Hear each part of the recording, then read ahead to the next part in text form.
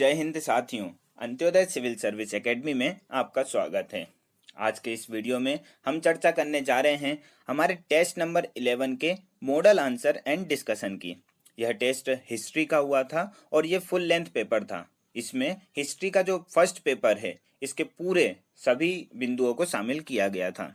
इसकी हम विस्तार से चर्चा करेंगे। साथ में उत्तर कैसे लिखा जाए, कैसे 3 नंबर में, 6 नंबर में और 15 नंबर में ज़्यादा से ज़्यादा अंक प्राप्त किए जाएं, इन सब विषयों की हम इसमें चर्चा करेंगे। इससे पहले, शुरुआत करने से पहले मैं एक बार संक्षिप्त रूप में हमारी टेस्ट सीरीज के बारे में बता देना चाहता हूं। यह टेस्ट सीरीज विशेषतः 2019 के मेंस के हिसाब से तैयार की गई है। ये लगभग 35 टेस्टों की एक श्रृंखला है जिसमें आपको घर बैठे टेस्ट उपलब्ध कराए जाएंगे और आप घर से ही इनका उत्तर लिखकर हमें भेज सकते हैं। इसके लिए शुल्क मात्र 599 रुपये रखा गया है। और अधिक जानकारी के लिए आप यहाँ दिए गए नंबरों पर फ़ोन करके या व्हाट्सएप के द्वारा आप जानकारी प्राप्त कर सकते हैं। साथ ही साथ डिस्क्रिप्शन बॉक्स में हमने हमारे ग्रुप के लिंक भी प्रोवाइड की है। आप हमारा व्हाट्सएप या टेलीग्राम ग्रुप ज्वाइन करके भी आगे की डिटेल प्राप्त कर सकते हैं। तो आइए शुरुआत करते हैं पहले क्वेश्चन से। वन का ए था सातवाहन वंश। हम बता देते हैं, इसके संस्थापक थे सिमुक। राजधानी की बात करें तो प्रतिष्ठान या पैठन इसकी राजधानी थी। प्रमुख शासक सातवाहन वंश का देखा जाए तो गौतमीपुत्र सातकर्णी इस वंश का प्रमुख शासक था। इस अन्य नाम अगर देखा जाए इस वंश का तो आंध्र भृत्य या आंध्र जातीय वंश भी इसे कहा जाता था। ये इसके अंतर्गत हमने मुख्यतः 4 बिंदुओं को शामिल किया है। आप इसे अपनी उत्तर पुस्तिका में लिखेंगे तो निश्चित ही आपको अधिकतम अंक मिलने की संभावना रहेगी। आगे बढ़ते हैं दूसरे क्वेश्चन की ओर। वन का बी था मौखरी वंश। इसमें देख लेते हैं हम, यह क्या था तो गुप्त शासकों के पतन के फलस्वरूप निर्मित दक्षिण भारत का प्रमुख वंश था। स्थापना की बात की जाए तो हरिवर्मा ने इसकी स्थापना की थी। इसकी राजधानी थी कन्नौज। और एक विशेषता की बात की जाए तो दक्षिण की संस्कृति को हूणों के आक्रमण से इन्होंने बचाकर रखा था। इस प्रकार हमने 4 मुख्य बिंदुओं को शामिल किया। पहले बता दिया कि किसके पश्चात इसका शासन हुआ था, संस्थापक कौन थे, राजधानी क्या थी और एक मुख्य तत्व को हमने इसमें शामिल किया है। इस प्रकार का कोई भी अन्य क्वेश्चन आए जिसमें आपको सीधा वंश पूछ लिया जाता है, चाहे वो एंशियंट हिस्ट्री हो, चाहे वो मीडिएवल हो, चाहे मॉडर्न हिस्ट्री हो, वंश अगर पूछा जाता है तो आप इन्हीं पहलुओं पर उसको लिखें। एक सर्वोत्कृष्ट जो सबसे अच्छी विशेषता है उसकी आप उसको ऊपर डालें, उसकी स्थापना लिखें, राजधानी लिखें, उसका कोई महत्वपूर्ण शासक रहा हो उसको लिखें और एक पहलू को जो विशेष रहा हो उसे नीचे लिखें। इस प्रकार आपका 3 नंबर का क्वेश्चन पूर्ण हो जाता है। आप बाकियों को भी इसी प्रकार लिखेंगे तो निश्चित ही आपको अंक प्राप्त होंगे। अगले क्वेश्चन की ओर चलते हैं। वन का सी था टेराकोटा। क्या होता है टेराकोटा? तो प्राचीन काल में जो आग में पकी हुई मिट्टी थी उसे टेराकोटा के नाम से जाना जाता था। हड़प्पा सभ्यता में मुख्य रूप से इसका प्रयोग किया जाता था। इससे सामान की बात की जाए तो बर्तन और अन्य सामान इसके द्वारा बनाए जाते थे। हड़प्पा सभ्यता में एक हाथी की मूर्ति बहुत फेमस है, इसमें टेराकोटा द्वारा ही तैयार किया गया था। इस प्रकार आप 4 मुख्य बिंदुओं में टेराकोटा को लिख सकते हैं। आगे बढ़ते हैं शैव धर्म की ओर। अत्यंत ही आसान क्वेश्चन था। क्या है तो भगवान शिव और उनके उपासकों की पूजा की जाती है शैव धर्म में। इसका प्रमुख संप्रदाय अगर देखा जाए तो पाशुपत संप्रदाय इसका एक प्रमुख संप्रदाय है। अन्य संप्रदाय की बात करें तो कापालिक हो, कालभुज हो या पंचरात इसके प्रमुख संप्रदाय हैं। शैव धर्म का सर्वाधिक विकास अगर हमें जानते हैं तो गुप्त काल में सर्वाधिक विकास हमें देखने को मिलता है। आगे बढ़ते हैं अगले क्वेश्चन की ओर, वन के ई की ओर। वन का ई था कोतवाल। बहुत से विद्यार्थियों ने कोतवाल को अलग अलग प्रकार से लिखा है, किंतु आप यहाँ देख लें एक सामान्य सा जानकारी इसके बारे में लिखें। कोतवाल के बारे में क्या था तो मुगल कालीन व्यवस्था का एक प्रमुख अधिकारी होता था कोतवाल।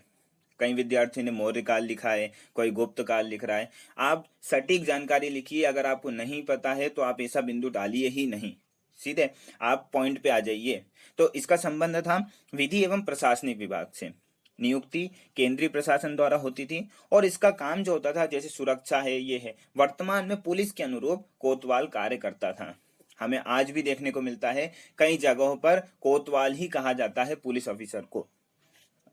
आगे बढ़ते हैं अगले क्वेश्चन की ओर। 1 के एफ में क्या था? इरेस्मस। इरेस्मस को देख लेते हैं। तो पुनर्जागरणकालीन डच दार्शनिक था। उपाधि की बात की जाए तो मानवतावादी राजकुमार इसकी उपाधि थी। इनकी पुस्तक थी द प्राइस ऑफ फॉली।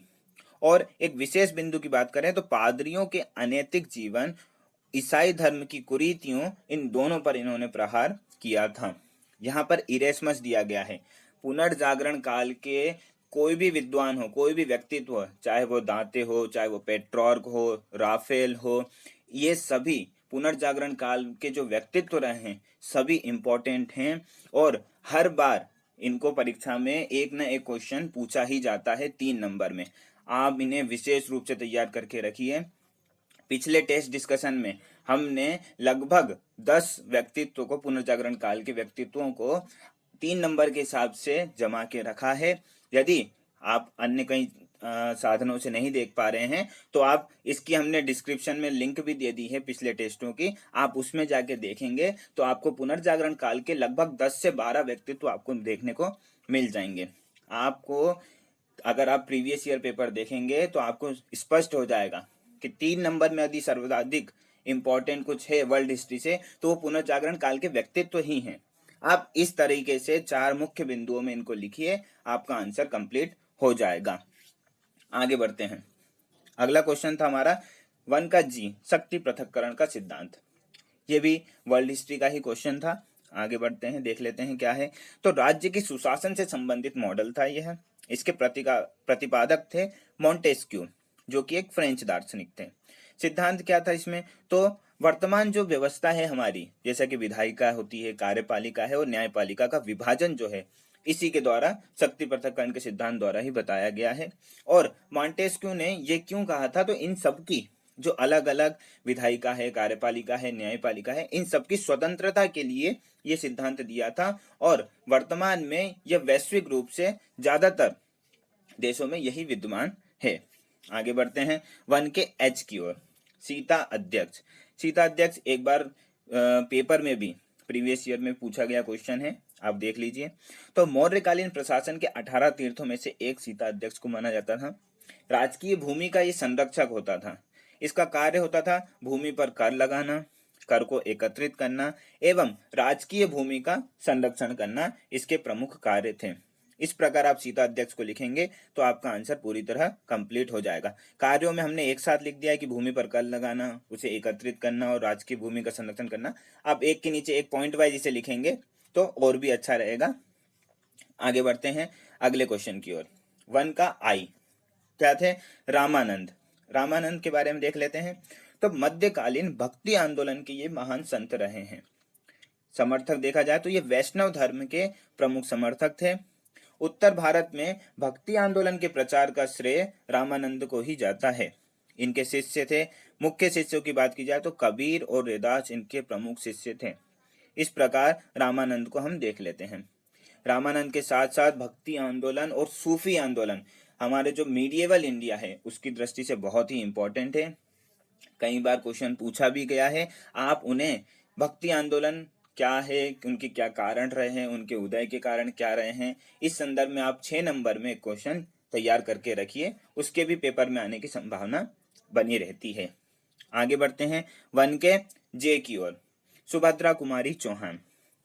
यह मॉडर्न हिस्ट्री के दृष्टि से भी इम्पोर्टेंट है, साथ ही साथ मध्य प्रदेश की दृष्टि से भी यह बहुत ही इम्पोर्टेंट व्यक्तित्व रही हैं। देख लेते हैं। तो हिंदी की सुप्रसिद्ध कवियत्री एवं लेखिका हैं। प्रमुख रचनाओं की बात की जाए तो वीरों का कैसा हो वसंत, मुकुल है, बिखरे मोती हैं आदि इनकी प्रमुख रचनाएं रही हैं। जबलपुर से इनका विशेष संबंध रहा है। क्या रहा था कि विवाह के पश्चात ये जबलपुर आ गई थी, तो जबलपुर से ही उन्होंने राष्ट्र की जो स्वतंत्रता के आंदोलन है उसमें अपनी रचनाओं के माध्यम से लोगों को जागृत करने का कार्य किया था। और असहयोग आंदोलन में भी, जो गांधी जी ने 1920 में चलाया था असहयोग आंदोलन, उसमें भी इन्होंने भाग लिया था।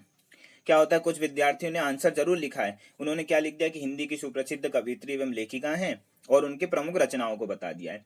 तो ये सिर्फ एक पक्ष हुआ उनका कि ये सिर्फ कवियत्री के रूप में पक्ष हुआ। आपको दूसरे पक्ष पे भी जाना है क्योंकि मॉडर्न हिस्ट्री में भी ये उतनी ही इंपॉर्टेंस रखती हैं। इसीलिए हमने हिस्ट्री के पर्पज से स्वतंत्रता आंदोलन में उनकी भूमिका को भी यहाँ वर्णित कर दिया है।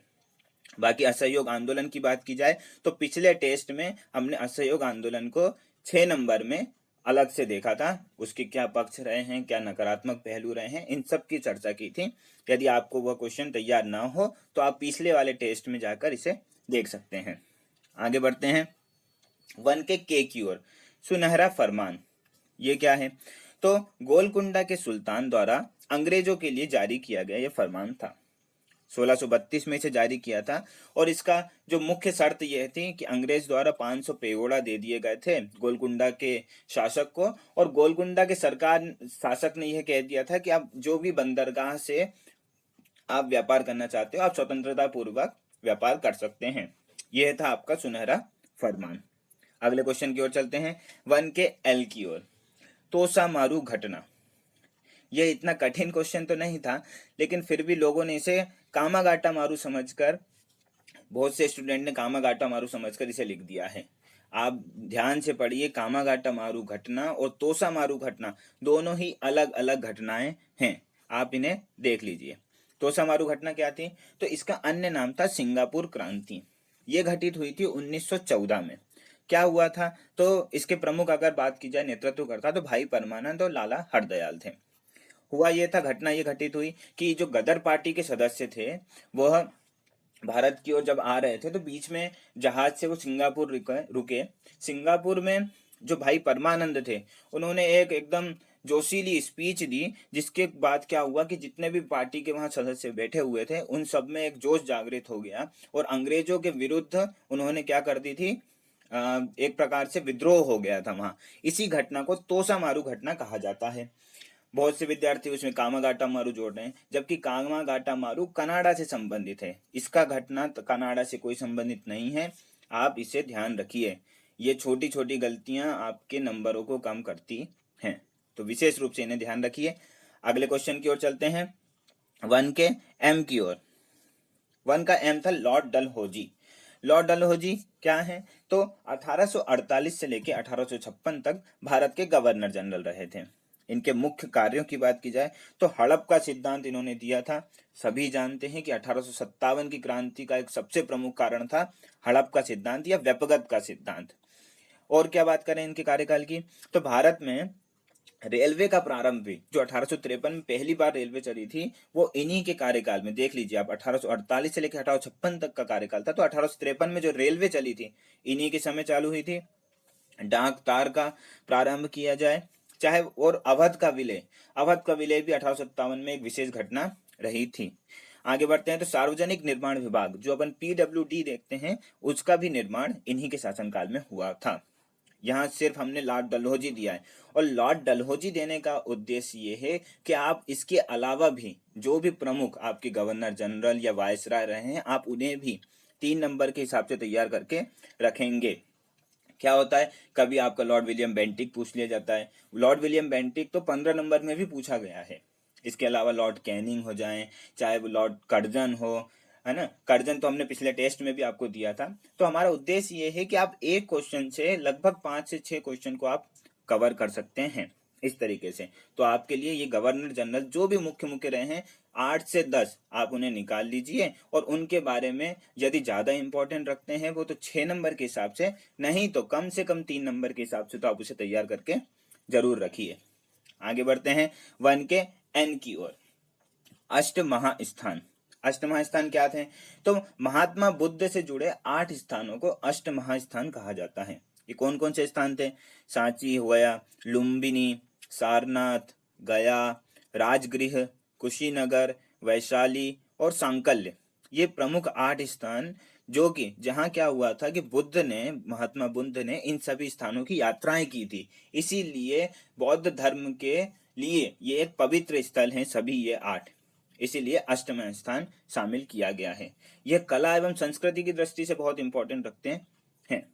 आगे बढ़ते हैं 1 के ओ की ओर। राजकुमार शुक्ल। सभी जानते हैं राजकुमार शुक्ल के बारे में। क्या थे? तो बिहार के जो निवासी थे और चंपारण सत्याग्रह हुआ था 1917 में उसके नेता थे।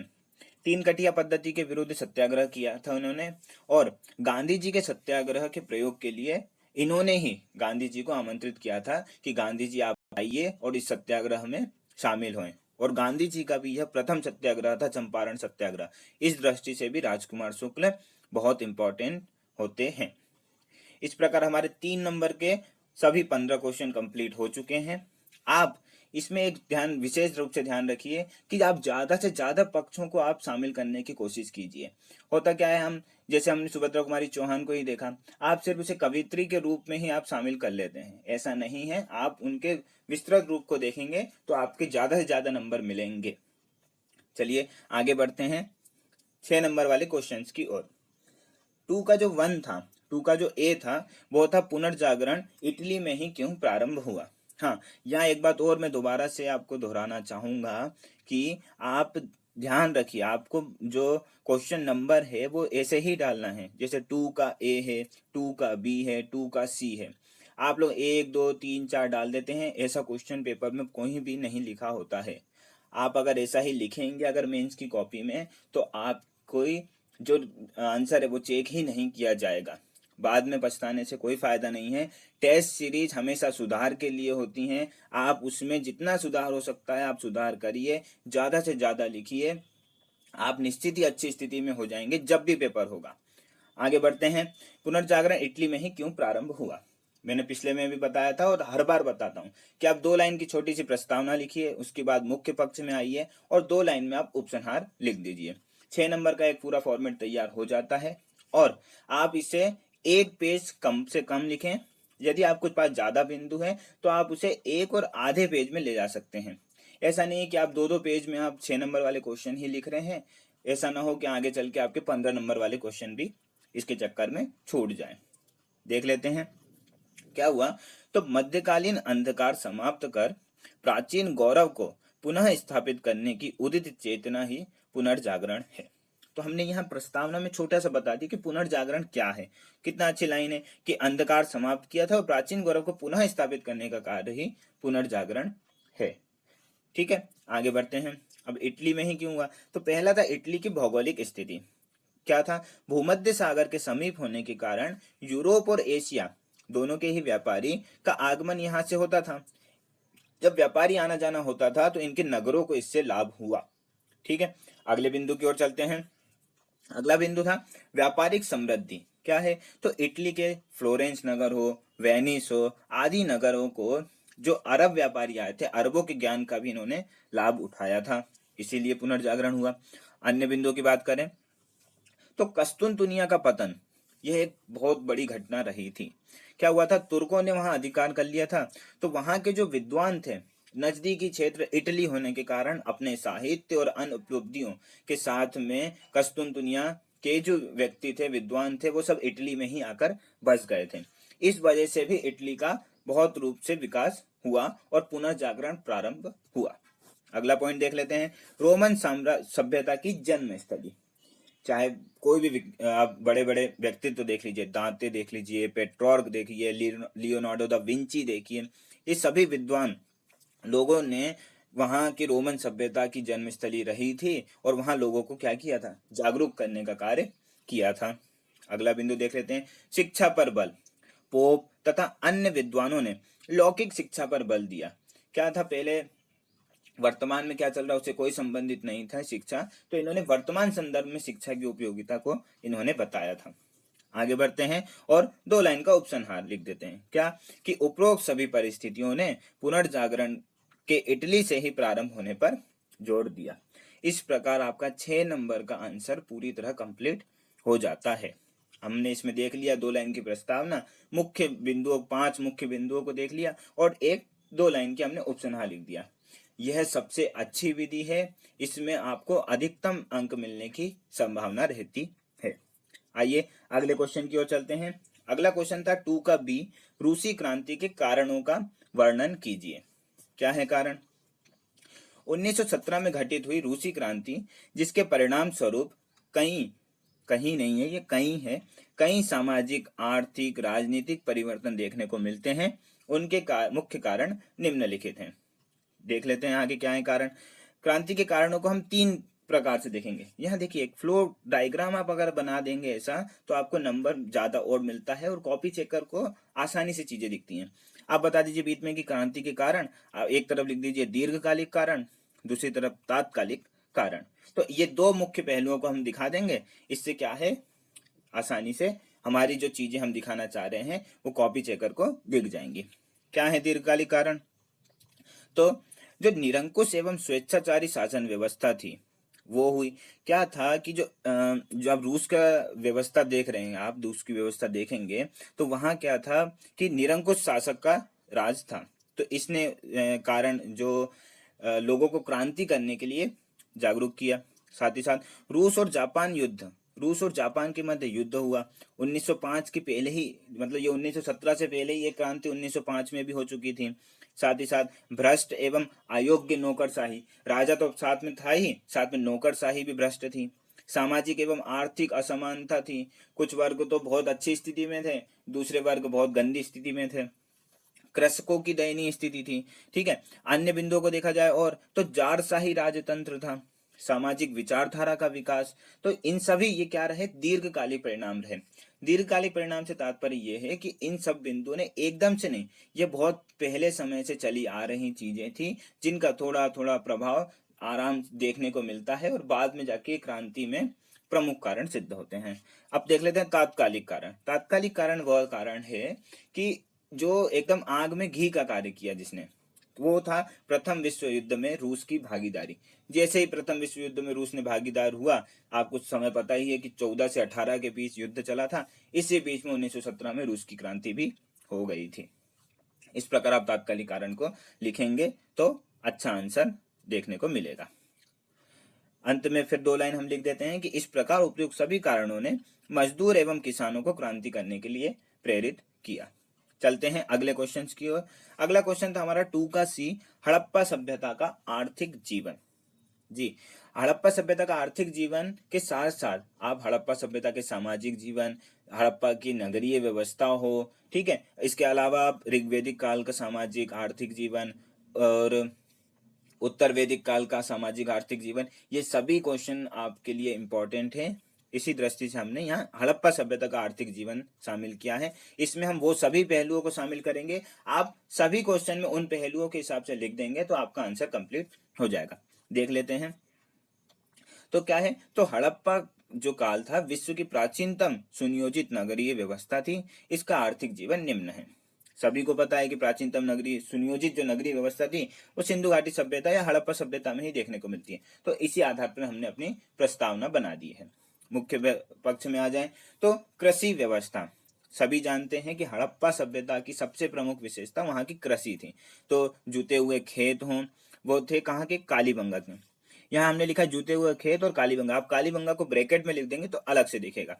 चावल की भूसी कहाँ थी, तो लोथल में बहुत फेमस थी। इसके साथ साथ अन्नागार भी थे।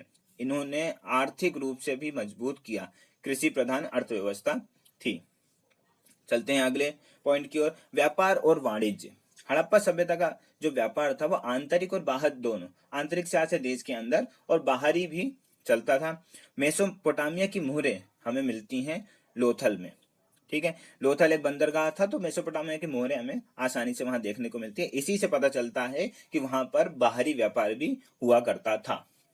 चलते हैं आगे तीसरे बिंदु की ओर, पशुपालन। पशुपालन एक प्रमुख व्यवस्था थी। आज भी हम देखने को मिलते हैं कि जो हम ग्रामीण क्षेत्र जहाँ व्यवस्था होती है, ग्रामीण सभ्यता शहरी नहीं होती है, वहां हम देखते हैं कि कृषि के साथ साथ पशुपालन एक साथ वाला व्यवसाय हमेशा चलता है। तो ऐसे ही हड़प्पा में भी था, भेड़ बकरी गाय का पालन साथ ही साथ कृषि के साथ साथ चलता था। क्या था, उद्योग धंधे। उद्योग धंधे में देखा जाए जहाजरानी उद्योग, मन के उद्योग आदि प्रचलित थे। साथ ही साथ सूती और ऊनी वस्त्रों का उपयोग यहाँ की व्यवस्था में किया जाता था। आगे बढ़ते हैं, अगला पॉइंट है शहरीकरण। तो प्रथम नगरीय सभ्यता थी। सभी जानते हैं कि सिंधु घाटी सभ्यता अत्यंत ही नगरीय थी। आज भी हम कई दृष्टि से उसके अनुरूप दिखाई देते हैं। और देख लें धातु का प्रयोग, तांबे और कांसे का प्रयोग किया जाता था। साथ ही साथ देख लेते हैं कि वहां वस्तु विनिमय प्रणाली भी प्रचलित थी। इसी आधार पर हम अपना उत्तर समाप्त करते हैं कि इस प्रकार हड़प्पा सभ्यता का आर्थिक जीवन अत्यंत ही उन्नत अवस्था में था। अब आपको चाहे किसी का भी पूछ ले, चाहे ऋग्वेदिक पूछ ले, उत्तर वैदिक पूछ ले, या हड़प्पा के अलावा कुछ भी पूछे, तो आपको यही मुख्य मुख्य 6 पहलुओं पर अपना देखना है। क्या बताना है आपको? सबसे पहले आप बता दें कि अगर कृषि प्रधान व्यवस्था है तो आप कृषि के बारे में बता दीजिए। आपका व्यापार वाणिज्य वहां का क्षेत्र का बता दीजिए। उसके अलावा बता दीजिए कि वहाँ पशुपालन था तो पशुपालन बता दें। उसके अलावा आपने बता दिया उद्योग धंधे क्या थे। आपने बता दिया कि शहरीकरण था या नगरी मतलब ग्रामीण व्यवस्था थी। इसके अलावा आपने बता दिया धातु का प्रयोग, और आपने बता दिया कि विनिमय प्रणाली, जैसे वस्तु विनिमय प्रणाली कोई विशेषता रही है तो आप उसे भी शामिल करें। इस प्रकार आपका आंसर क्या हो जाएगा? कोई भी आंसर आप किसी भी, ये ढांचा एक पकड़े और किसी भी आंसर को उसके अनुरूप लिखेंगे तो आपको ज्यादा से ज्यादा क्वेश्चन रटने की आवश्यकता नहीं होगी, आप अपने आप खुद से ही लिखते चले जाएंगे। हमारा पर्पस है आपको आंसर राइटिंग सिखाना। कुछ उत्तर दे के हम पूरी हिस्ट्री कवर कर लें, ये संभव नहीं हो सकता है। हिस्ट्री का सिलेबस बहुत ही वास्ट होता है। आप ऐसा एक फॉर्मेट बना लें कि ऐसा आर्थिक जीवन पूछा जाए, चाहे राजनीतिक जीवन पूछा जाए, तो किन किन पहलुओं को शामिल करना है, आप उस ढांचे में किसी भी व्यवस्था को डालें और अपना आंसर लिख सकते हैं। आगे बढ़ते हैं। 2 का डी था, आर्यों के मूल स्थान के संबंध में तर्क प्रस्तुत कीजिए। क्या है? तो आर्यों का मूल स्थान के संबंध में इतिहासकारों में मतभेद की स्थिति रही है। इस संदर्भ में 2 प्रमुख सिद्धांत प्रचलित हैं। कौन से 2 प्रमुख सिद्धांत है? एक हमें देखने को मिलता है विदेशी उत्पत्ति का सिद्धांत। बहुत से इतिहासकार बोलते हैं कि इसका उद्भव भारत से हुआ ही नहीं है, बाहर से व्यक्ति आए विदेशों से और यहाँ आकर बस गए थे। दूसरा है आपका देशी उत्पत्ति का सिद्धांत। तो अपन पहले विदेशी को कंप्लीट करते हैं, उसके बाद हम देशी उत्पत्ति पे जाएंगे। विदेशी में क्या है? तो यूरोपीय मूल के कहा गया। विली नामक एक इतिहासकार हुए थे, इन्होंने आर्यों के मूल स्थान को ये यूरोपीय मूल का बताया था। क्यों? ये साक्ष्य देते हैं कि भाषा के मामले में कई प्रकार की समानता है, इसीलिए इनका मूल स्थान क्या था? यूरोप से आए हुए थे। अगला देख लेते हैं, अगले इतिहासकार क्या कह रहे हैं। अगले इतिहासकार रहे हमारे मैक्स मूलर साहब। मैक्स मूलर साहब कहते हैं कि आर्यों का आगमन मध्य एशिया से हुआ था। मध्य एशिया के देश आप लोग जानते ही हैं। और अन्य अगर देख लिया जाए कि अन्य सभी इतिहासकारों के मत से सर्वाधिक महत्ता मैक्स मूलर के जो उन्होंने कहा था मध्य एशिया से आगमन, इसे सर्वाधिक महत्ता दी जाती है। ठीक है। अगला क्या है? तिब्बत से आगमन। तो स्वामी दयानंद सरस्वती द्वारा कहा गया था कि आर्यों का मूल स्थान तिब्बत था। और देख लेते हैं। तो लोकमान्य बाल गंगाधर तिलक ने अपनी पुस्तक लिखी the Arctic home of Vedas. इसमें उन्होंने बताया कि आर्यों का मूल स्थान आर्कटिक प्रदेश था। इस प्रकार कई विदेशी उत्पत्ति के सिद्धांत रहे हैं। हमने मुख्यतः 4 को शामिल कर लिया है, क्योंकि 6 नंबर के क्वेश्चन में हम ज्यादा हमें बिंदुओं को दिखाना है, हमें चीजों को दिखाना है। ठीक है। अगला देख लेते हैं हम, देशी उत्पत्ति का सिद्धांत क्या है। तो एक हुए डी.एस. कल्ला द्वारा, यहाँ कला लिख दिया गया है, आप सुधार करिएगा। डी.एस. कल्ला द्वारा बताया गया कि आर्यों का आगमन जम्मू कश्मीर से हुआ है।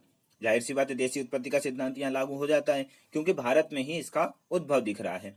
और देख लेते हैं, डॉक्टर अविनाश चंद्र दास द्वारा बताया गया कि इनका आगमन सप्त सिंधु प्रदेश से ही हुआ है। जाहिर सी बात है सप्त सिंधु प्रदेश हम सभी जानते हैं कि ये जो सिंधु के आसपास की 7 नदियां हैं, इस क्षेत्र में ही उनका मूल स्थान रहा था। इस प्रकार हमने देख लिया कि विदेशी उत्पत्ति का सिद्धांत कुछ का, और 2 मुख्य इतिहासकारों को हमने देशी उत्पत्ति का सिद्धांत। यदि आप लगातार 6 पॉइंट डाल देंगे या 7 पॉइंट डाल देंगे तो हो सकता है कि ये सभी लोग लिखते हैं। लेकिन अगर हम इसे 2 पक्षों में बांट के लिखें कि विदेशी उत्पत्ति का, तो आप अगर 3 पॉइंट भी लिखेंगे उसमें, तो आपका क्वेश्चन अधिक दिखाई देगा और अच्छे नंबर मिलने की उसमें संभावना रहेगी। अंत में हम उपसंहार के रूप में लिख देते हैं, इस प्रकार उपयुक्त सभी सिद्धांत में विवाद की स्थिति रही है। अतः यह कहना उचित होगा कि आर्यों का निवास स्थान मध्य एशिया से लेकर गंगा घाटी के बीच में रहा है। देखें कितनी अच्छी एकदम संक्षिप्त में बात कह दी कि भैया मध्य एशिया से लेकर गंगा घाटी के बीच में इनका स्थान रहा है। तो क्या है, आपस में आप लड़ते रहो, हमने तो इतना कह दिया, हम बच गए। ठीक है। आपको भी उत्तर लिखते टाइम यही व्यवस्था अपनानी है। आपको लड़ाई झगड़े में नहीं पड़ना है। आप एक बीच की विचारधारा, जैसा कि बौद्ध धर्म में बताया ही गया है कि आप मध्यम मार्ग अपनाइए। आप उस हिसाब से ही अपने आंसर लिखेंगे तो आपको ज़्यादा से ज़्यादा नंबर मिलने की संभावना हमेशा रहेगी। और नंबर के साथ साथ इसे आप अपने नैतिक दैनिक जीवन में भी इसे आप शामिल करेंगे तो आप और ज़्यादा प्रगति उन्नति करेंगे। ठीक है, आगे बढ़ते हैं अगले क्वेश्चन की ओर। 2 का ई था, नागर और द्रविड़ शैली में अंतर लिखिए। क्या है अंतर, फिर लिख देते हैं कि भारत में मंदिर निर्माण के संबंध में दो प्रमुख शैलियां नागर एवं द्रविड़ अत्यधिक प्रचलित हैं। कई विद्यार्थियों की कॉपी हमारे पास आती है, हमें देखने को मिलता है कि नागर और द्रविड़ शैली में पूरा अंतर लिख देते हैं। यही नहीं पता चलता कि ये शैली है काय की, मंदिर निर्माण होता है कि मस्जिद निर्माण होता है, पता ही नहीं चलता है। आप शुरू में ही स्पष्ट कर दीजिए, कॉपी को आसान बनाइए। ये मत सोचिए कि कॉपी चेकर को सब कुछ पता है, वो तो उसको पता ही है, वो सही कर देगा, ऐसा नहीं होता है। आपको कॉपी ऐसी बनानी है कि आप ज़्यादा से ज़्यादा नंबर ले सके और आसानी से कॉपी चेकर को चीज़ें बता सकें। तो हमने पहले ही लाइन में लिख दिया कि भारत में मंदिर निर्माण के संबंध में दो प्रमुख शैलियां नागर और द्रविड़ अत्यधिक प्रचलित हैं। अब हम अंतर लिख देते हैं। तो एक तरफ लिख दीजिए नागर शैली, दूसरी तरफ लिख दीजिए द्रविड़ शैली। नागर शैली के बारे में बता देते हैं कि यह मुख्यतः उत्तर भारत में प्रचलित है। द्रविड़ शैली नाम से स्पष्ट है कि यह दक्षिण भारत में प्रचलित है। दूसरा पॉइंट देख लेते हैं कि हाँ, इसका संरक्षण सबसे ज्यादा किन शासकों के द्वारा हुआ। तो नागर शैली में पल्लव और द्रविड़ शैली में राष्ट्रकूट शासकों ने इसका संरक्षण किया था। अगला पॉइंट देख लेते हैं, इस मंदिर के निर्माण की प्रमुख विशेषताओं की अगर बात करें तो इसमें एक मंजिला मंदिर का निर्माण होता था, जबकि द्रविड़ शैली के अगर आप मंदिर देखेंगे तो वहां पर बहुमंजिला मंदिर निर्माण शैली का प्रयोग किया जाता है। एक के ऊपर एक, दो मंजिल, तीन मंजिल, ऐसी व्यवस्था उन लोग अपनाते हैं, द्रविड़ शैली वाले अपनाते हैं। आगे बढ़ते हैं चौथे बिंदु की ओर। तो शिखर युक्त मंदिर का निर्माण किया जाता है उत्तर भारत में, जबकि दक्षिण भारत की बात की जाए तो यहाँ पर पिरामिड नुमा मंदिर आपको देखने को मिलता है। आप अगर इसे अपने दैनिक जीवन में भी अगर अपने बाहर निकलेंगे, जैसा कि मध्य प्रदेश उत्तर भारत में आता है, तो हमें देखने को मिलता है कि सभी मंदिरों में एक शिखर जरूर होता है। जबकि आप दक्षिण भारत के मंदिरों को अगर गौर करेंगे तो वहां आपको देखने को मिलता है कि पिरामिड नुमा आकृति में मंदिर निर्माण किया जाता है। अब ऐसा नहीं है, अब क्या है कि उत्तर भारत में भी मंदिर हैं द्रविड़ शैली के और दक्षिण भारत में भी नागर शैली के मंदिर हैं, किंतु ज्यादातर मंदिरों में हमें ये विशेषता देखने को मिलती है। आगे बढ़ते हैं। हाँ, इसके उदाहरण दे दीजिए आप। तो खजुराहो के मंदिर हो, दशावतार मंदिर हो, ये सब नागर शैली में बने हुए हैं, जबकि एलोरा के मंदिर जो हैं वो द्रविड़ शैली में बने हुए हैं। इस प्रकार आपने बता दिया शुरू में कि ये मंदिर निर्माण की शैली है और ये इसमें प्रमुख अंतर हैं। आपका आंसर यहाँ कंप्लीट हो जाता है। चलिए चलते हैं अगले क्वेश्चन की ओर। अगला क्वेश्चन था हमारा 2 का एफ, मुगल कालीन स्थापत्य कला पर एक लेख लिखिए। देखिए, इस क्वेश्चन में भी कई स्टूडेंट्स ने अलग अलग चीजें लिखी हैं। किसी ने सिर्फ बाबर से लेकर वहां तक औरंगजेब तक के सभी शासकों ने क्या क्या बनवाया सीधा लिख दिया है। आप इससे बचिए, आप यहाँ देखिए कैसे लिखा जाता है इसको। मुगल काल को स्थापत्य कला के स्वर्ण काल के रूप में भी जाना जाता है। इसकी प्रमुख विशेषताएं निम्नलिखित हैं। क्या है, तो हमने पहले ही हम इसकी क्या बता दे रहे हैं, विशेषता क्या थी मुगल कालीन स्थापत्य कला की। आप ये मत बोलिए कि क्वेश्चन में नहीं लिखा कि आप विशेषता लिखो, क्वेश्चन में लिखा स्थापत्य कला। सिर्फ क्वेश्चन को आप पढ़ेंगे तो स्थापत्य कला पर लेख लिखने को बोला है। उन्होंने ये नहीं बोला कि स्थापत्य के जो जो प्रमुख स्थापत्य हैं उनका वर्णन कीजिए। ठीक है, तो हम पहले विशेषताएं देख लेते हैं। तो हिंदू एवं इस्लामी शैली का समन्वय हमें देखने को मिलता है। साथ ही साथ संगमरमर का प्रयोग, हम देख लें कोई भी इमारत, ज्यादातर इमारत मुगल काल की हम देखेंगे तो उसमें संगमरमर का प्रयोग हमें देखने को मिलता है। हाँ, एक और प्रमुख विशेषता रही है इसकी पित्रादुरा शैली का प्रयोग, इसकी महत्वपूर्ण विशेषता रही है और इसे 3 नंबर में भी आप तैयार करके रखेंगे, क्योंकि 3 नंबर में भी इसके पूछे जाने की संभावना बनी रहती है, पित्रादुरा शैली। आगे बढ़ते हैं, अन्य विशेषताओं की बात कर लें तो गुंबदों एवं मेहराबों का निर्माण किया जाता था। साथ ही साथ दरबारी स्थापत्य के साथ प्रकृति का भी चित्रण इस काल के स्थापत्य की प्रमुख विशेषता रही है। अब हम बता देते हैं कुछ प्रमुख स्थापत्य के बारे में क्या क्या रहे। तो फतेहपुर सीकरी का किला हो, हुमायूं का मकबरा, लाल किला, दिल्ली और आगरा दोनों, ताजमहल हो, मोती महल है, बीबी का मकबरा है। इस प्रकार इस क्या रहे हैं, प्रमुख स्थापत्य रहे हैं। अब आप बताइए कि किस में ज्यादा अंक प्राप्त होंगे। यदि आप सीधे सीधे आप स्थापत्य के सीधे लिख दीजिए बाबर से लेके औरंगजेब तक के, और आपने लिख दिए कि एक प्रकार विशेषताएं बता दी, विशेषताओं के बताने के बाद हमने दूसरे पॉइंट में बता दिया कि प्रमुख स्थापत्य कौन कौन रहे हैं, निश्चित रूप से आपको समझ में आ गया होगा कि ज्यादा संभावना, ज्यादा अंकों की संभावना ऐसे आंसर में आपको मिलेगी। ठीक है, आगे बढ़ते हैं। आप अगली बार से ध्यान रखिए कि जब लेख लिखने को कहा जाए तो आप उसमें दो पक्षों को कम से कम शामिल करें, 2 से 3 पक्षों को, तो आप ज्यादा से ज्यादा अंक उसमें प्राप्त कर पाएंगे। चलिए चलते हैं अगले क्वेश्चन की ओर। 2 के जी में राजा भोज एक महान शासक। इस क्वेश्चन को 15 नंबर में भी हमने दिया था कि भोज परमार की राजनीतिक और सांस्कृतिक उपलब्धियों का वर्णन, तो हम वहीं पर इसको भी अलग से सॉल्व करने की आवश्यकता नहीं है, हम उसमें ही जब आपको बताएंगे तो आगे में इसी में वर्णन कर दूंगा। चलिए चलते हैं 2 के एच की ओर। इंदिरा गांधी राष्ट्रीय मानव संग्रहालय, यह बहुत ही अत्यंत ही इम्पोर्टेंट है। चाहे राष्ट्रीय मानव संग्रहालय हो, भारत भवन भोपाल की बात की जाए, यह पेपर में आने की संभावना हमेशा रहती है। राष्ट्रीय ये मानव संग्रहालय तो पिछले वर्षों के आप प्रश्न पत्र उठा के देखेंगे तो 15 नंबर में भी इसे पूछा गया है, तो हमने इसे भी यहाँ पर भी मैं इसे 15 नंबर के हिसाब से बता देता हूँ। आप इसे 6 नंबर के हिसाब से छोटा करके भी लिख दें, और 15 नंबर में आए तो 15 नंबर में भी लिख सकते हैं। आइए शुरुआत करते हैं। क्या लिखें, तो मध्य प्रदेश की राजधानी भोपाल में इंदिरा गांधी जो राष्ट्रीय मानव संग्रहालय स्थित है, यह एक मानव विज्ञान का संग्रहालय है। इसको बनाने का उद्देश्य क्या था? उद्देश्य यह था कि मानव तथा संस्कृति के जो पूरा विकास रहा है उसके इतिहास को प्रदर्शित करना। आप में से कई लोग राष्ट्रीय मानव संग्रहालय गए भी होंगे। आप देखते हैं दोनों तरफ से आप जाएंगे, चाहे आप इधर बोट क्लब की तरफ से जाइए या आप जनजाति संग्रहालय की तरफ से जाइए, आपको पूरी पूरी चीजें देखने को मिलती हैं। आगे देखते हैं विवरण क्या है। तो श्यामला हिल्स की पहाड़ी पर लगभग 200 एकड़ क्षेत्र में विस्तृत भूभाग में यह अवस्थित है। ठीक है, अगला बिंदु हम देख लेते हैं इसकी विशेषताओं के बारे में। क्या विशेषता है इसकी? तो मानव जाति के विकास का विस्तृत वर्णन देखने को मिलता है। साथ ही साथ प्राचीन एवं प्रागैतिहासिक इतिहास के चित्रित शैलाश्रय हमें देखने को मिलते हैं। विलुप्त प्राय परंतु बहुमूल्य सांस्कृतिक परंपराओं का संरक्षण इसकी एक प्रमुख विशेषता है। ठीक है, आप इसको शामिल करें, एक विशेषता वाला पॉइंट दे दिया हमने। दूसरा देख लेते हैं प्रमुख भाग। इसके दो प्रमुख भाग हैं, एक है आपका खुले भाग में है जो खुले आसमान के नीचे है, और दूसरा है एक भव्य भवन, भवन के अंदर बहुत सारी चीजें उसमें बताई गई हैं।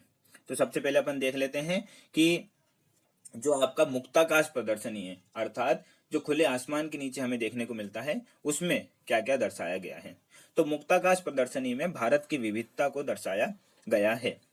फर्स्ट पॉइंट देख लेते हैं इसमें। इसमें हिमालयी, तटीय, रेगिस्तानी व जनजातीय निवास के अनुसार वर्गीकृत करके इसे प्रदर्शित किया गया है। हमें देखने को मिलता है कि वहां हम जाते हैं तो कुटियां बनी हुई हैं, बहुत छोटे छोटे कॉटेज टाइप के बने हुए हैं। वहां से हमें देखने को मिलता है कि जनजाति लोग निवास कैसे करते थे, कैसा उनका ग्रह होता था, उनका आंगन कैसा होता था। ये सारी चीजें हमें मानव संग्रहालय में जरूर देखने को मिलती है। दूसरे देखें तो मध्य भारत की जनजातियों को भी पर्याप्त स्थान मिला है, जिनके अनूठे रहन सहन को भी यहाँ देखा जा सकता है। साथ ही साथ आदिवासियों के आवासों को, उनके बर्तनों को, उनकी रसोई हो, कामकाज के अन्य उपकरण देख लिए जाएं, अन्न भंडार देख लें, परिवेश को, सबको, हस्तशिल्प, देवी देवताओं की मूर्ति और स्मृति चिन्हों को यहाँ सजाया गया है। इस प्रकार पूर्ण रूप से एक मानव के एक पूरे इतिहास को और जनजातियों की जो सभ्यता रही है उसे पूरी तरह अंकित, प्रदर्शित करने का कार्य मानव संग्रहालय में स्पष्ट रूप से किया गया है। दूसरा जो इसका भाग है भीतरी संग्रहालय है। यह क्या था? यह बाहर था, आप घूमते हैं, सड़क पर घूमते हुए आपको देखने को मिलता है। उसके अलावा आप भीतरी संग्रहालय में जाएंगे तो आपको क्या क्या चीजें देखने को मिलेगी, देख लेते हैं। इसके अंदर अनेक प्रदर्शनी कक्ष हैं। प्रथम कक्ष में मानव जीवन के विकास की कहानी को चरणबद्ध रूप से दर्शाने के लिए मॉडलों व स्केचों का सहारा लिया गया है। आप जैसे ही अंदर प्रवेश करेंगे तो आपको एक डीएनए का एक डबल हेलिकल मॉडल आपको देखने को मिलेगा। बहुत ही अच्छा मॉडल है। आपको अगर डीएनए की संरचना को आपको 3D रूप में समझना है तो आप उसको जाकर जरूर देखिए। मैं तो आपको सजेस्ट करूंगा कि आप इंदिरा गांधी राष्ट्रीय मानव संग्रहालय पूरा घूमें। आप अगर भोपाल से बाहर के हैं तो आप एक दिन का समय निकाल कर आइए और विस्तृत रूप से उसको देखिए। आपका जो आप किताबों में पढ़ते हैं, पूरी संस्कृति पढ़ते हैं, आप मानव जीवन का इतिहास पढ़ते हैं, चाहे वो साइंस की दृष्टि से मैंने बताया कि डीएनए का जो डबल हेलिकल मॉडल आप पढ़ते हैं, वो सब आपको सामने ऐसा देखने को मिलता है चित्रित रूप में, आप एकदम खुश हो जाएंगे। तो आप एक बार इसे अवश्य विजिट करें। ठीक है। दूसरा देखा जाए तो देश के विभिन्न भागों से जुटाए गए साक्ष्यों को भी यहाँ रखा गया है। यहाँ विभिन्न समाजों के जनजीवन की बहुरंगी झलक तो हमें देखने को मिलती ही है। साथ ही साथ चाहे उनके परिधान हो, साज सज्जा हो, आभूषण हो, संगीत के उपकरण हो, पारंपरिक कला हो, हस्तशिल्प हो, शिकार हो, मछली मारने के उपकरण हो, कृषि उपकरण, औजार, तकनीकी, पशुपालन, कताई बुनाई के उपकरण, मनोरंजन और उनकी कला से जुड़े नमूने भी हमें देखने को आसानी से मिलते हैं। समय समय पर प्रदर्शनियों का आयोजन किया जाता है। विभिन्न क्षेत्र की संस्कृति को प्रदर्शनी के माध्यम से भी यहाँ बताया जाता है। इस प्रकार आप एक 15 नंबर का आंसर भी इसमें लिख सकते हैं। 6 नंबर में आप अगर पूछा गया है तो आप सिर्फ उसके अवस्थिति बता दें और कुछ मुख्य विशेषताओं को बता के आप उसे समाप्त कर सकते हैं। लेकिन 15 नंबर में पूछा गया हो तो आप इसके दोनों भागों, चाहे वो बाहरी जो घूमने के लिए है, साथ ही साथ भीतरी संग्रहालय जो है, इन दोनों का वर्णन करेंगे तो आपका 15 नंबर का क्वेश्चन भी इसी तरह पूरा कंप्लीट हो जाएगा। चलिए आगे बढ़ते हैं। 2 का आई की ओर। पुनः समझौते पर लेख लिखिए। फिर यहाँ पूछा गया है लेख लिखिए। ठीक है, आगे बढ़ते हैं। क्या है तो 26 सितंबर 1932 को गांधी जी एवं भीमराव अंबेडकर के मध्य पुणे में हुआ समझौता पूना समझौता के नाम से जाना जाता है। इस प्रकार आप प्रस्तावना लिख दीजिए। आगे बता दीजिए इसका उद्देश्य क्या था। उद्देश्य यह था कि अल्पसंख्यकों के हितों की रक्षा करना। सभी जानते हैं मॉडर्न हिस्ट्री में पूना समझौता अनिवार्य रूप से सभी लोग पढ़ते हैं, अलग से बताने की आवश्यकता नहीं है। दूसरी बात क्या उद्देश्य में देख लिया जाए तो संयुक्त निर्वाचन प्रदान करना पूना समझौते का एक प्रमुख उद्देश्य था। और देख लेते हैं, आगे बढ़ते हैं। क्या है इसकी प्रमुख शर्तें या प्रमुख इनके बीच में जो बातें रखी गई थी हम उनको देख लेते हैं। क्या थी वो बातें। पहले था कि दलितों के लिए पृथक निर्वाचक मंडल समाप्त कर दिया जाएगा। क्या था, अंग्रेजों ने एक नई स्कीम ला के उन्हें बोल दिया था कि आप अलग से दलितों के लिए अलग से निर्वाचन क्षेत्र होगा। तो जब गांधी जी और अंबेडकर के मध्य 1932 में समझौता हुआ तो इसकी शर्त को उन्होंने समाप्त कर दिया था। साथ ही साथ केंद्रीय विधानमंडल में दलित वर्ग के लिए सुरक्षित सीटों की संख्या 18% बढ़ा दी गई थी। यह एक प्रमुख विशेषता थी पूना समझौता की। साथ ही साथ प्रांतीय विधानमंडल, आप ये विशेष रूप से ध्यान रखिए, केंद्रीय विधानमंडल में 18% बढ़ाई थी और प्रांतीय विधानमंडल में दलितों के लिए सुरक्षित सीटें 71 से बढ़ाकर 148 कर दी गई थी। कहीं कहीं पुस्तकों में 147 भी देखने को मिलता है, लेकिन अधिकतम पुस्तकों में हमें देखने को मिला 148, इसीलिए हमने इसे शामिल किया है। इस प्रकार आप लिखेंगे और अंत में लिख दीजिए कि इस प्रकार पूना समझौते द्वारा हरिजनों के लिए पृथक निर्वाचन क्षेत्र की मांग छोड़ दी गई और संयुक्त निर्वाचन के सिद्धांत को स्वीकार कर लिया गया था। इस प्रकार आपका यह आंसर भी पूरी तरह कंप्लीट हो जाता है। आपने बता दिया कब हुआ था, किनके बीच हुआ था, इनके उद्देश्य क्या थे और इसकी प्रमुख शर्तें क्या थी। साथ ही साथ आपने उपसंहार के रूप में बता दिया कि एक परिणाम इसका क्या निकला था कि पृथक निर्वाचन को मांग को छोड़ दिया और संयुक्त निर्वाचन को शामिल कर लिया था। इस प्रकार आप 5 से 6 बिंदुओं को अलग अलग आप दिखाएंगे तो आप ज्यादा से ज्यादा अंक गेन करेंगे। चलिए आगे बढ़ते हैं 2 के जे की ओर, जो कि 6 नंबर का अंतिम क्वेश्चन था। बंगाल विभाजन पर संक्षिप्त लेख लिखिए। क्या है संक्षिप्त लेख बंगाल विभाजन पर। क्या है, ब्रिटिश फूट डालो और राज करो की नीति की सर्वोच्च अभिव्यक्ति बंगाल विभाजन के रूप में हमें देखने को मिलती है। इस प्रकार आप एक प्रस्तावना दे दीजिए।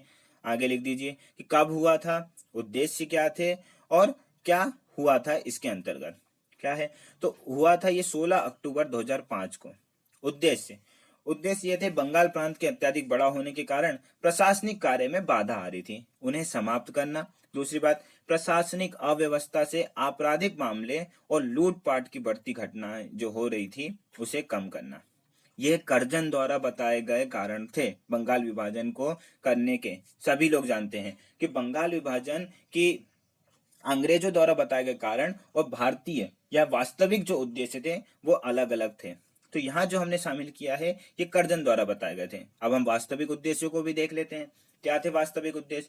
तो क्या था, बंगाल जो था क्रांतिकारी आंदोलनों पर राष्ट्रीय जागरण का एक प्रमुख केंद्र था।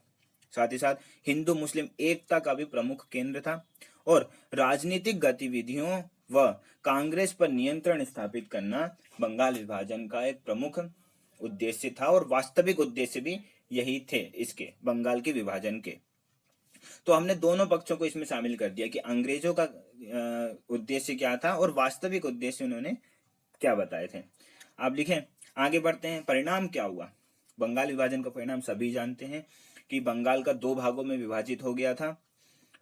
एक था पूर्वी बंगाल जिसकी राजधानी आपकी आपकी ढाका हो गई थी, और जो शेष बंगाल जो अभी हम देखने को मिलता है पश्चिम बंगाल के रूप में, उसकी राजधानी कलकत्ता के रूप में बंगाल का दो भागों में विभाजन हो गया था। बाद में देख लेते हैं। हाँ, इसी में एक बिंदु और अगर आप लिखना चाहें तो लिख सकते हैं कि बंगाल विभाजन को जो बाद में बंगाल विभाजन के पश्चात जो आंदोलन हुए उसके कारण 1911 में दिल्ली दरबार के द्वारा इसे बंगाल विभाजन को रद्द कर दिया था। इस प्रकार आप अंत में 2 लाइन और लिखकर अपना आंसर पूरा कर सकते हैं। चलिए, इस प्रकार हमारे 6 नंबर के क्वेश्चन अब पूरी तरह कंप्लीट हो चुके हैं। हमने पूरी तरह अप्रोच देखी, कैसे शामिल किए जाने चाहिए बिंदुओं को। देखिए, ये हिस्ट्री का एफएलटी है, इसके बाद हिस्ट्री का वो जो पूरा पेपर 1 है जो कि कुछ समय बाद होगा आपका, तभी हम इस पे बात कर पाएंगे। लेकिन इससे पहले हमने तीनों चीज़ों को देख लिया है, चाहे हमने वर्ल्ड हिस्ट्री की बात कर लें, एंशियंट हिस्ट्री की बात कर लें, मीडिएवल या मॉडर्न की बात करें, हमने सभी के एक एक टेस्ट पेपर अलग अलग रूप से सॉल्व कर लिए हैं। तो मैं ये कोशिश करता हूँ और हमें सुधार देखने को भी मिल रहा है कि आप ये डिस्कशन देखते हैं और आप में बहुत सुधार हो भी रहा है। मैं ये चाहता हूँ कि जब आप अगला जो फुल लेंथ पेपर लिखेंगे आप 3 घंटे वाला 300 नंबर का हिस्ट्री और ज्योग्राफी मिला के, आप वहाँ इन गलतियों को बिल्कुल ना करें जो आप पहले करते आ रहे थे। आप ज़्यादा से ज़्यादा लिखेंगे और इस प्रकार लिखेंगे तो आपको ज़्यादा से ज़्यादा अंक आपको प्राप्त होंगे। ठीक है, चलिए आगे बढ़ते हैं 15 नंबर के क्वेश्चंस की ओर। 15 नंबर का पहला क्वेश्चन था 3 का ए, द्वितीय विश्व युद्ध के कारण एवं प्रभावों का वर्णन कीजिए। क्या थे द्वितीय विश्व युद्ध? इससे पहले हमने प्रथम विश्व युद्ध को के कारण और प्रभावों को विस्तृत रूप में पढ़ चुके हैं। देखिए, सभी टेस्ट को मिला के एक विस्तृत अप्रोच के साथ हमने तैयार किया है कि हम सभी बिंदुओं को इसमें शामिल करें, और जो हमसे छूट भी जाते हैं तो मैं उससे आपको बता देता हूं कि आप इन बिंदुओं को आप तैयार कर लीजिए या इन क्वेश्चंस को तैयार कर लीजिए, इनकी भी संभावना है। हमारे पास एक और टेस्ट है अभी, इसके बाद आप उसमें भी बचे हुए क्वेश्चंस को देखेंगे। उसके अलावा भी जो मुख्य मुख्य क्वेश्चन है वो आपको मैं सीधे बताते जाता हूँ। द्वितीय विश्व युद्ध के कारण और प्रभाव इसमें पूछे गए थे। हमने पहले ही टेस्ट में आपसे प्रथम विश्व युद्ध के कारण, प्रभाव और जो वर्ल्ड हिस्ट्री के अन्य इंपॉर्टेंट क्वेश्चन है उसे शामिल कर लिया था, तो आप उसे भी तैयार अवश्य करके रख लेंगे। ठीक है, आगे बढ़ते हैं। 200 वर्षों की कृत्रिम शांति के पश्चात, 20 वर्षों की कृत्रिम शांति के पश्चात देखते हैं हम कि 1914 से 18 के बीच में आपका प्रथम विश्व युद्ध चला था। उसके बाद हमने यहाँ बता दिया कि 20 वर्षों की कृत्रिम शांति के पश्चात 1 सितंबर 1939 को जर्मनी द्वारा पोलैंड पर आक्रमण करने के साथ ही द्वितीय विश्व युद्ध प्रारंभ हो जाता है, जो अपने स्वरूप, प्रभाव और विस्तार में अधिक विध्वंसकारी था। इसके प्रमुख कारण निम्नलिखित हैं। तो हमने एक बड़ी विस्तृत अप्रोच के साथ हमने प्रस्तावना बता दी है। आप इसे लिख सकते हैं या आप अन्य तरीके से भी लिख सकते हैं, जरूरी नहीं कि यही लिखा जाए। देखिए, ये एक आधार मात्र है, आप इस प्रकार से लिख सकते हैं, ये हम बताना चाह रहे हैं। ठीक है, अगला बिंदु देख लेते हैं, कारण। देखिए, 15 नंबर में क्वेश्चन में आप फ्लो डायग्राम बनाएंगे तो बहुत इंपॉर्टेंट, बहुत ज्यादा नंबर मिलेंगे आपको। आप नहीं बनाएंगे 15 नंबर में, आप कितना लिख पाएंगे? पेपर में सिर्फ 1.5 घंटे में आपको इतने क्वेश्चन सॉल्व करने होते हैं और हिस्ट्री का पेपर लेंथी होता है, तो आप ज़्यादा से ज़्यादा फ्लो डायग्राम के हिसाब से बताएंगे और पॉइंट टू पॉइंट चीज़ें देंगे तो आपको अधिक अंक प्राप्त होंगे। जैसे हमने कारणों को 3 भागों में बांटा, एक मुख्य कारण, एक आपके अन्य कारण और तीसरा हमने देखेंगे तात्कालिक कारण। तो सबसे पहले देख लेते हैं मुख्य कारण। फ्लो डायग्राम कैसे बनाना है यहाँ पे मैं भी ये भी बता देता हूँ। पहले आप बीच में लिख दीजिए मुख्य कारण, या आप अन्य जो भी विधि अपनाते हो आपने लिख दिए, वर्साई की संधि हो, चाहे राष्ट्रसंघ की असफलता हो, ठीक है, तुष्टीकरण की नीति है और अधिनायकवादी शक्तियों का उदय इसके मुख्य कारण रहे हैं। आप लोग बहुत अच्छे अच्छे डायग्राम बनाते हैं, आप उसके थ्रू भी इसे बता सकते हैं। एक नॉर्मल अप्रोच में ज्यादा कलाकारी न करते हुए आप इस प्रकार एक फ्लो डायग्राम बना सकते हैं। इसके बाद आप पॉइंट टू पॉइंट एक एक बिंदुओं को समझा दीजिए। पहला हमने देखा वर्साई की संधि, क्या थी इसमें, तो 28 जून 1919 को मित्र राष्ट्र और जर्मनी के बीच संधि हुई। इसमें जर्मनी पर कई अपमानजनक संधियां थोपी गई थी जो कि द्वितीय विश्व युद्ध के कारण बने थे, जर्मनी के शामिल होने के। ठीक है, अगला पॉइंट देख लेते हैं, क्या है तुष्टीकरण की नीति। क्या थी, सभी देश जो हैं अपने साम्राज्य विस्तार के लिए एक दूसरे को तुष्टीकरण करना चाह रहे थे, तो तुष्टीकरण की नीति सभी देशों ने अपनाई थी। ठीक है, अगला पॉइंट देख लेते हैं, राष्ट्र संघ की असफलता। प्रथम विश्व युद्ध के पश्चात जो राष्ट्र संघ बना था वह कई मामलों में सफल नहीं हो पाया था। क्या था, तो 10 जनवरी 1920 को अंतर्राष्ट्रीय शांति व सौहार्द के लिए बने राष्ट्र संघ के सिद्धांतों का उचित क्रियान्वयन नहीं किया गया था, जिस वजह से भी द्वितीय विश्व युद्ध हुआ। यहाँ ये बता देना चाहता हूं कि राष्ट्र संघ की असफलता के कारण लिखिए, सीधा सीधा 6 नंबर में पूछा जा सकता है, आप उसे भी तैयार करके रखेंगे। ठीक है, राष्ट्र संघ की असफलता, आप 2 लाइन उसको भी प्रस्तावना, मुख्य 5-6 बिंदु आप डाल दें और उपसनाल लिख देंगे तो राष्ट्र संघ की असफलता के कारण भी आपका कंप्लीट हो जाएगा। विश्व इतिहास की दृष्टि से एक अच्छा इंपॉर्टेंट है और अच्छा क्वेश्चन है। ठीक है, अगला देख लेते हैं पॉइंट, तो अधिनायकवादी शक्तियों का उदय।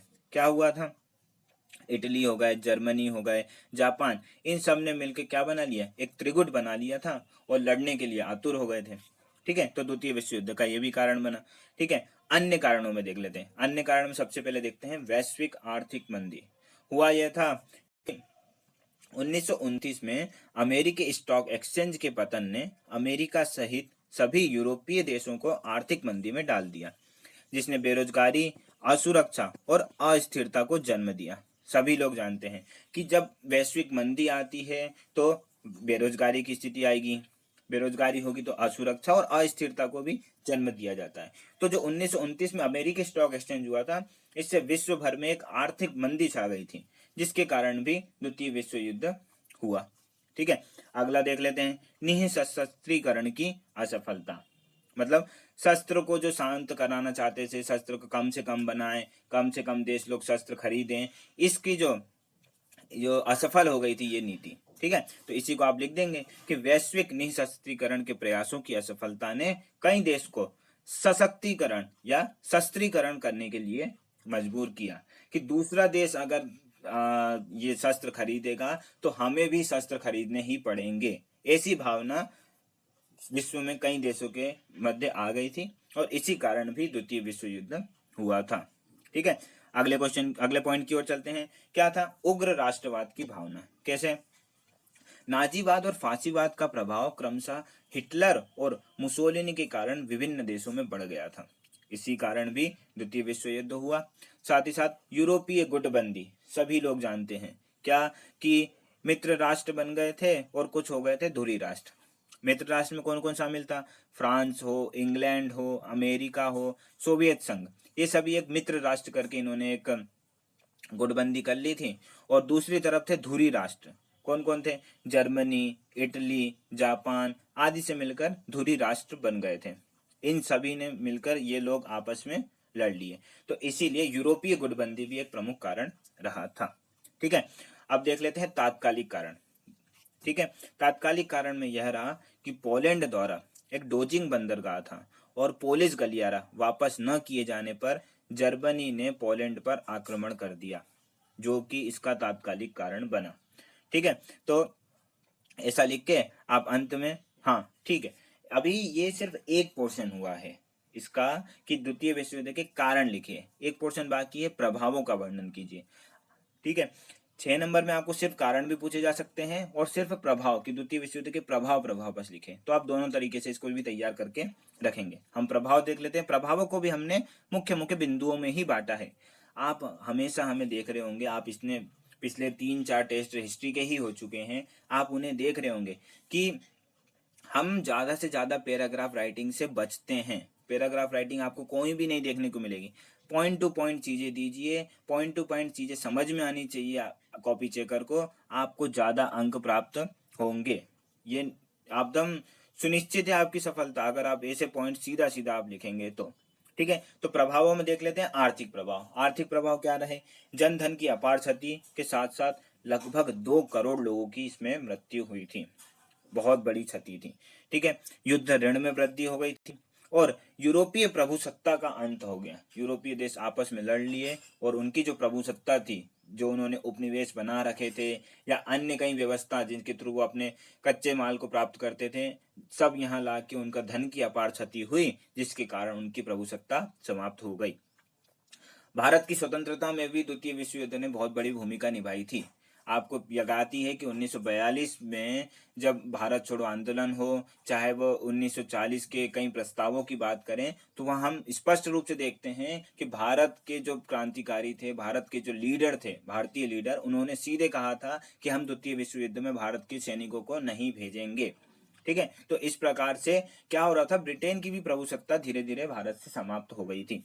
ये भी एक आर्थिक प्रभाव है। हाँ, ये क्वेश्चन भी पूछा जा सकता है आपसे कि द्वितीय विश्व युद्ध के भारत पर प्रभाव स्पष्ट कीजिए, तब वहां आप इन बिंदुओं को डालें कि यूरोपीय प्रभुसत्ता का अंत हो गया था, किस कारणवश? तो वो धन के कमी के कारण, धन की कमी हो गई, प्रशासन की जो चीजें आवश्यक होती हैं वो नहीं मिल पा रही थी, इस कारण भी आर्थिक प्रभाव हमें देखने को मिलते हैं।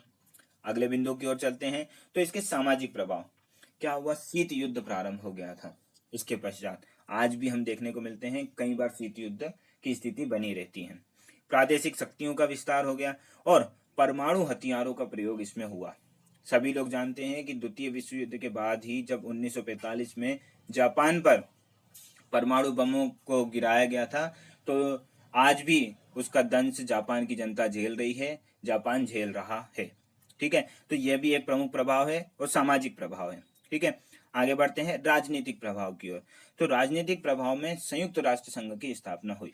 हमने पहले भी देखा कि प्रथम विश्व युद्ध के प्रभाव के कारण राष्ट्र संघ बन गया था, इसे ही आगे चलकर 1945 के बाद संयुक्त राष्ट्र संघ बना दिया गया और सभी देश लगभग इसके सदस्य बने। यहाँ गलती से लिख गया है, यह नाटो है। नाटो हो, बगदाद हो, सोवियत संघ ने वार्सा पैक्ट हो, इन सभी ये क्या है, छोटे छोटे संगठन भी इसके बाद ही बन गए थे। नाटो, बगदाद, इसके अलावा वार्सा पैक्ट। ठीक है, यह भी द्वितीय विश्व युद्ध का ही प्रभाव था। इस प्रकार हमने देखा कि यह कहा जा सकता है द्वितीय विश्व युद्ध अत्यंत ही विध्वंसकारी था, किंतु अंतर्राष्ट्रीय शांति और सौहार्द के लिए जो संयुक्त राष्ट्र संघ की स्थापना हुई, इसका एक अच्छा परिणाम देखने को मिलता है। इसी के पश्चात संयुक्त राष्ट्र संघ बना और आज भी सभी देशों के मध्य आपसी समन्वय और अच्छी अच्छी चीजें बनाए रखने के लिए क्या है, संयुक्त राष्ट्र संघ आज भी कार्य कर रहा है।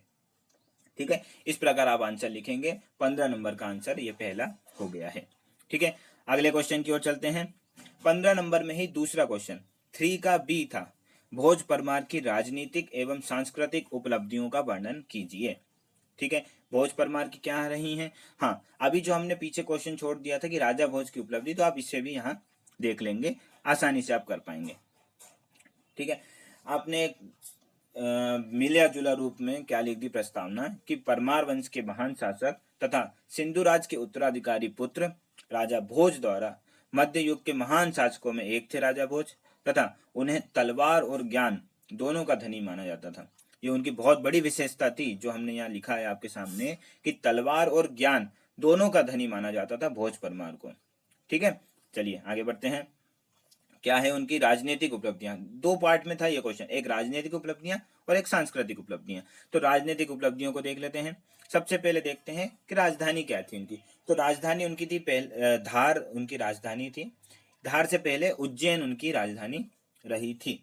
ठीक है, अब राजनीतिक उपलब्धियों में साम्राज्य विस्तार सबसे महत्वपूर्ण बिंदु होता है। ठीक है, तो कल्याणी के चालुक्य को इन्होंने हराया था।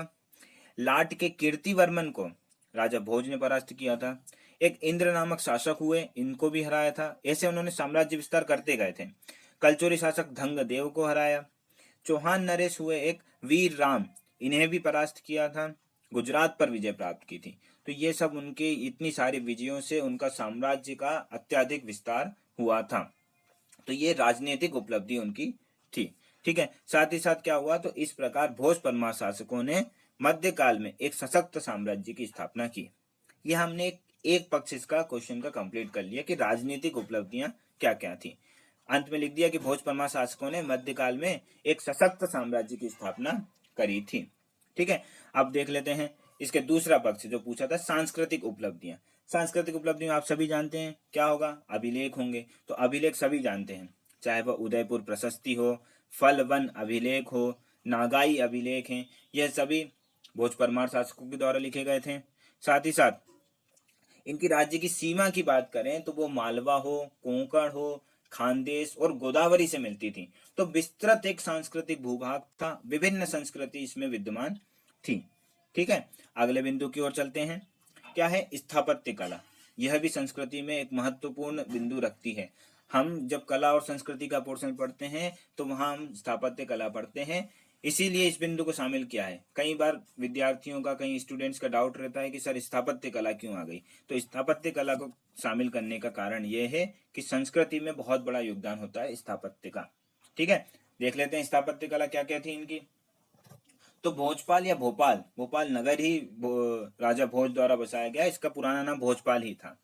साथ ही साथ भोजपुर के शिवलिंग की बात की जाए, जो कि बहुत बड़ा शिवलिंग बना हुआ है, उसका निर्माण की बात करें, और जो भोजशाला है धार में जिसका निर्माण किया गया है, वह भी एक इनकी स्थापत्य कला का प्रमुख बिंदु है। इसे आप इस तरीके से भी पूछा जा सकता है कि परमार वंश के प्रमुख स्थापत्य का वर्णन कीजिए। 3 नंबर में आपसे सीधा सीधा पूछा जाए तो आपको ये 3 बिंदु आप लिखेंगे तो आपका आंसर कंप्लीट हो जाएगा। ठीक है, अगले बिंदु की ओर चलते हैं। प्रमुख ग्रंथों की बात कर लेते हैं। तो सभी जानते हैं, सम्रांगण सूत्रधार हो, सरस्वती कंठाभरण हो, सिद्धांत संग्रह हो, विद्या विनोद, यह सभी राजा भोज के प्रमुख ग्रंथ रहे थे। ठीक है, आगे देख लेते हैं। तो अंत में हम यही देख लेते हैं उपसंहार के रूप में कि आईने अकबरी के अनुसार परमार शासकों की राज्यसभा में लगभग 500 जो विद्वान थे वो विद्यमान थे। इस प्रकार एक होलिस्टिक अप्रोच से हमने इस आंसर को दिया कि राजनीतिक बिंदुओं को भी उतनी ही प्राथमिकता दी जितनी हमने सांस्कृतिक बिंदुओं को दी। इसी प्रकार आपको भी लिखना है। यदि 2 पक्ष पूछे गए हैं प्रश्न के तो आप दोनों को इक्वल वेटेज दीजिए। आप लोग नहीं लिखते हैं कॉपी में और बाद में मैसेज में आप पूछते हैं कि सर ऐसा है कि हमें नंबर कम क्यों दिए या इसका नंबर क्यों नहीं दिया। आप दोनों को इक्वल प्राथमिकता दें तो आपको एवरेज नंबर मिलेंगे। देखिए, हिस्ट्री के पेपर में आप चाहते हैं कि आपको 150 में से 120 या 130 नंबर मिल जाए, तो ये संभव नहीं है। 100 के आसपास जो नंबर होते हैं वह बहुत अच्छे नंबर होते हैं हिस्ट्री के पेपर में। आप यह बात हम हवा में नहीं कह रहे हैं। आप पिछले साल के टॉपर्स की आप जो मार्कशीट होती है आप उठाइए, उन्हें देखिए। पहले पेपर में आप पिछले साल की बात करेंगे 2018 की, तो 175 नंबर टॉपर्स को प्राप्त हुए थे। ज़्यादा और किसी को हुए होंगे तो 180, जो कि 300 में से थे। उसमें 150 नंबर की हिस्ट्री भी है, 150 नंबर की ज्योग्राफी भी है, मिला के आपको 175 मिला। आप खुद ही अनुमान लगा लीजिए कि 80 या 90 नंबर ही ज़्यादा से ज़्यादा हिस्ट्री के पेपर में उन्हें मिले होंगे। ठीक है, तो आपके अगर 100 नंबर के आसपास आ रहे हैं तो आप बहुत बेहतर स्थिति में हैं। आप बार बार ये ना पूछिए कि सर इसमें 4.5 क्यों मिला, इसमें 5 क्यों नहीं मिला, इसमें 6 क्यों नहीं मिला। नंबर ऐसे ही दिए जाते हैं। कॉपी चेकिंग का तरीका हमने वही अपनाया है जो मेंस में आपका कॉपी चेकिंग का तरीका होता है। यह बात हम कई बार हमने आरटीआई लगाई है, हमने उसमें अपनी कॉपी जाके जब देखी तो उसमें हमें ये चीज़ें पता चली हैं। तो आप भी यही विधि अपनाएंगे तो आप ज़्यादा से ज़्यादा अंक ग्रहण कर पाएंगे। यदि आपको स्कोर ही करना है ज़्यादा से ज़्यादा अंक, तो आप साइंस के पेपर में करिए, 200 नंबर तक आपको प्राप्त होंगे। आप एथिक्स का टेस्ट दीजिए, एथिक्स में प्राप्त होंगे। हिंदी लिखिए, आप निबंध लिखिए, उसमें आपको नंबर प्राप्त होंगे। ठीक है, तो आपको हिस्ट्री के पेपर में आप 100 नंबर के आसपास ला रहे हैं तो बहुत अच्छे नंबर हैं। इसी दृष्टि से आप काम करते रहेंगे तो आप निश्चित ही सफल होंगे। ठीक है, अगले क्वेश्चन की ओर चलते हैं। 3 के सी की ओर क्या है? मध्य प्रदेश में स्थित विश्व धरोहर स्थल का वर्णन कीजिए। पिछले 2-3 वर्षों में हमें देखने को मिला है कि चाहे वह पर्यटन स्थल हो, चाहे वह विश्व धरोहर हो, बहुत ही ज्यादा प्राथमिकता ऐसे क्वेश्चंस को दी जा रही है मध्य प्रदेश के विशेष संदर्भ में।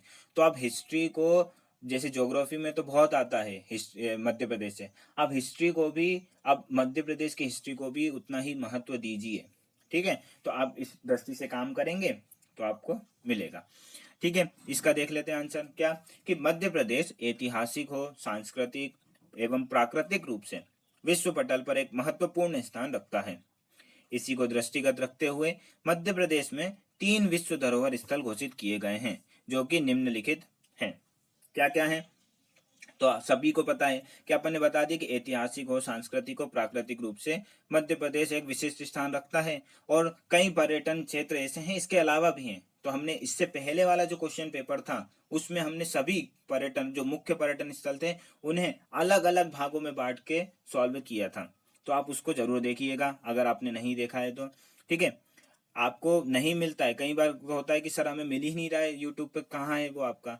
आपकी सरलता के लिए हमने इसे डिस्क्रिप्शन बॉक्स में डाल दिया है, आप नीचे जाके देखेंगे डिस्क्रिप्शन में, तो हम दोनों इससे पहले जो टेस्ट हुए उन दोनों की लिंक प्रोवाइड कर दी है, आप सीधे जाके क्लिक करेंगे आपको वह देखने को मिल जाएगा। ठीक है, इसको भी एक फ्लो डायग्राम के रूप में बनाएं कि कौन कौन से विश्व धरोहर स्थल, 3 है। एक है खजुराहो, दूसरा है आपका सांची स्तूप, और तीसरा है आपका भीम बेटिका। हमने क्रमशः इसको रखा है कि एक क्रम मेंटेन किया कि सबसे पहले विश्व धरोहर स्थल में कौन हुआ, उसके बाद कौन हुआ, और अंतिम में कौन हुआ। आप क्रम ऊपर नीचे कर सकते हैं, लेकिन इस क्रम में लिखेंगे, जब लिखना आपको तीनों ही है, तीनों ही पता है, तो आप इसी क्रम में लिखिए। ठीक है, चलिए पहली बात कर लेते हैं हम खजुराहो की। खजुराहो के साथ में हमने लिख दिया 1986 में से विश्व धरोहर स्थल घोषित किया गया था। एक सबसे महत्वपूर्ण बिंदु कोई विद्यार्थी ने अपनी कॉपी में नहीं लिखा है कि प्रेम की शाश्वत अभिव्यक्ति क्या है ये। तो आप यदि मध्य प्रदेश पर्यटन निगम की अगर आप साइट पे जाएंगे, आप गूगल करिएगा मध्य प्रदेश पर्यटन निगम की साइट पे खजुराहो को, तो खजुराहो के लिए एक विशेष टैगलाइन दी गई है। क्या है वो? प्रेम की शाश्वत अभिव्यक्ति। आप इसे अपने आंसर में डालिए, निश्चित रूप से आप अन्य विद्यार्थियों से अलग होंगे। ठीक है, तो प्रेम की शाश्वत अभिव्यक्ति भी आपने लिख दिया, तो कॉपी चेकर को ये समझ में आ जाएगा कि आपने पढ़ा है, आप देखते हैं चीजें, सिर्फ किताबें नहीं, अन्य चीजों पर भी आप ध्यान देते हैं। तो प्रेम की शाश्वत अभिव्यक्ति इसमें देखने को मिलती है। खजुराहो के मंदिर मध्यकालीन भारत की कलात्मक अभिव्यक्ति हैं। इन्हें मूर्ति कला के तीर्थ के रूप में जाना जाता है।